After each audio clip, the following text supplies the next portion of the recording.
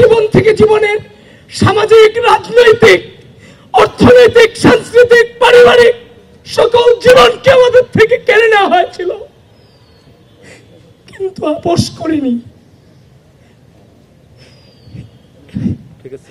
একটাই মনোবল ছিল, একদিন আমরা জিতব। একটা ঐতিহাসিক মুহূর্তের সাক্ষী হলাম আমরা। প্রিয় বন্ধুগণ, এই ঢাকা বিশ্ববিদ্যালয়ের অপরাজয় বাংলার পাদদেশে দাঁড়িয়ে জীবনের সকল সম্ভাবনাকে উপেক্ষা করে রাষ্ট্রের তরে নিজেকে বিলিয়ে দিতে শিখিয়েছে যে অনুভূতি, সে অনুভূতির নাম বাংলাদেশ জাতীয়তাবাদী ছাত্রদল। 2016 সালে যখন বিশ্ববিদ্যালয়ে এসেছিলাম, যে রাজনৈতিক অপসংস্কৃতির সাক্ষী হয়েছি, সেখান থেকে পণ করেছিলাম আমি অত্যন্ত ক্ষুদ্র মানুষ।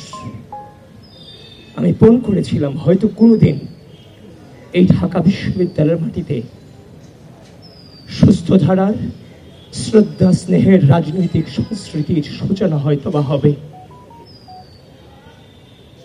আমি আপনাদের সকলকে বলছি, এই পথকে বেছে নিতে গিয়ে আমার নিজের পরিবারের সাথেও আমার 1 বছরের কোনো সম্পর্ক ছিল না।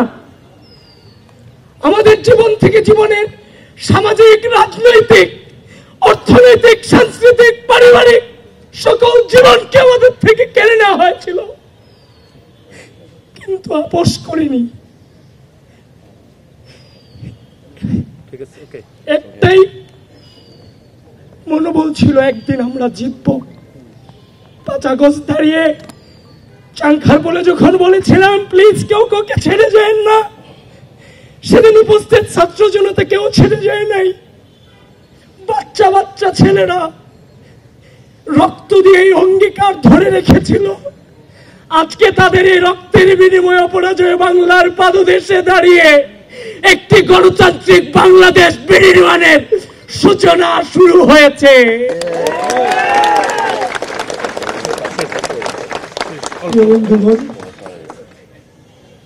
একটা চ্যালেঞ্জের মুখে আমরা 16 সাল থেকে বিশ্ববিদ্যালয়ে ভর্তি হওয়ার পর থেকে আজও পর্যন্ত চ্যালেঞ্জ ফেস করতে করতে আজকের এই জায়গাতে এসেছি।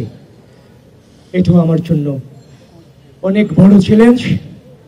আমি আনন্দিত নই, তবে চ্যালেঞ্জ মোকাবেলা করার জন্য মানসিকভাবে সর্বোচ্চ প্রস্তুত ইনশাআল্লাহ। এবং সেই চাংখার পোলের মতো বলছি, আমরা আবারও বিজয়ী হব ইনশাআল্লাহ।